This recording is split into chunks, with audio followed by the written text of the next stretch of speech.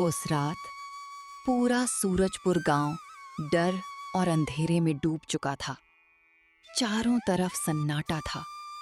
पेड़ सूख चुके थे, नदी का पानी काला पड़ चुका था और लोगों की आंखों में डर साफ दिखाई दे रहा था। गांव के बच्चे रो रहे थे, बीमार लोग दर्द से कराह रहे थे, लेकिन काल केतु का काला जादू लगातार बढ़ता जा रहा था। आरव ये सब देखकर परेशान हो उठा। उसकी मुट्ठियां कस गईं। मैं अपने गांव को बर्बाद नहीं होने दूंगा, कुछ भी हो जाए। उस रात जब पूरा गांव सो चुका था, आरव अकेले जंगल की तरफ निकल पड़ा। आसमान में काले बादल छाए हुए थे। ठंडी हवाएं डरावनी आवाजें पैदा कर रही थीं। जंगल का रास्ता बेहद खतरनाक था। कभी उल्लू चीखते, कभी झाड़ियों में अजीब सरसराहट होती। लेकिन आरव रुका नहीं। उसकी आंखों में सिर्फ अपनी गांव को बचाने का सपना था। काफी देर चलने के बाद आखिरकार वो जादुई कुएं तक पहुंच गया। कुएं से हल्की नीली रोशनी निकल रही थी। आरव धीरे धीरे उसके पास गया। उसने हाथ जोड़ लिए। हे जादुई कुएं, मेरे गांव को बचा लो। लोग बहुत तकलीफ में हैं। कुछ पल तक पूरा जंगल शांत रहा। फिर अचानक कुएं से तेज रोशनी निकली और उसी रोशनी के बीच वही रहस्यमयी जादूगर प्रकट हुआ। उसकी आंखों में गंभीरता थी। आरव, कालकेतु बहुत शक्तिशाली हो चुका है। मैं क्या करूं गुरुजी? उसे हराने के लिए तुम्हें प्रकाश मणि लानी होगी। प्रकाश मणि? हाँ, एक ऐसी दिव्य मणि जिसकी रोशनी सबसे खतरनाक काली जादू को भी खत्म कर सकती है। वो कहाँ मिलेगी? मौत की गुफा में।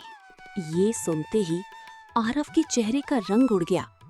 मौत की गुफा, उसका नाम सुनकर बड़े बड़े योद्धा कांप जाते थे। कहा जाता था वहां भयानक राक्षस रहते हैं। जो भी अंदर गया वो कभी वापस नहीं लौटा। लेकिन अपने गांव को बचाने के लिए आरव तैयार था। मैं जाऊंगा। जादूगर मुस्कुराया। फिर उसने अपनी छड़ी घुमाई। अचानक एक चमकता हुआ ताबीज हवा में प्रकट हुआ।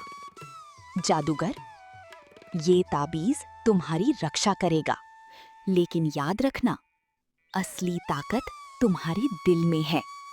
आरव ने ताबीज पहन लिया और अगली सुबह वो मौत की गुफा की यात्रा पर निकल पड़ा। रास्ता बेहद कठिन था। घने जंगल, ऊंचे पहाड़, खतरनाक खाइयां और हर तरफ डरावनी आवाजें। लेकिन आरव लगातार आगे बढ़ता रहा। 3 दिनों तक वो बिना रुके चलता रहा। कभी भूखा, कभी प्यासा, लेकिन उसके कदम नहीं रुके। तीसरे दिन की शाम उसे दूर एक विशाल काली गुफा दिखाई दी। वही मौत की गुफा।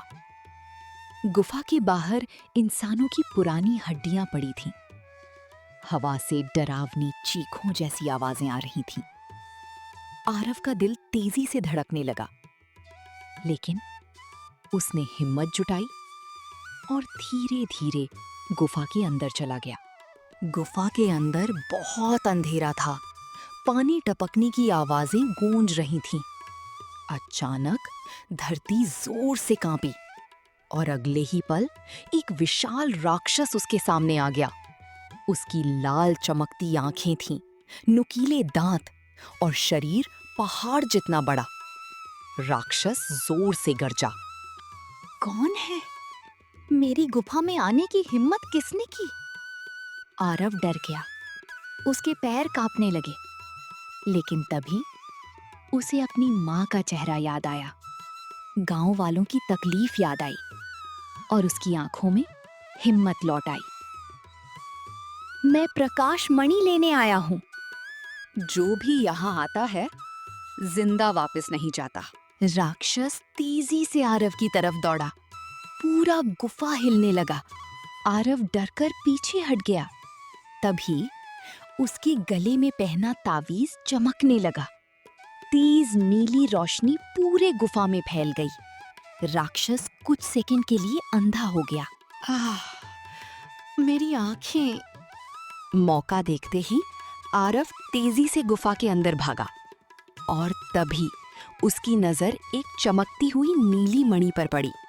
वो हवा में तैर रही थी। पूरी गुफा उसकी रोशनी से चमक रही थी। यही है प्रकाश मणि। जैसे ही आरव ने मणि को हाथ में उठाया, अचानक पूरी गुफा कांपने लगी। बड़े बड़े पत्थर गिरने लगे। राक्षस फिर से जाग चुका था। मणि वापस रखो। लेकिन आरव पूरी ताकत से भागा। उसके पीछे राक्षस दहाड़ता हुआ दौड़ रहा था।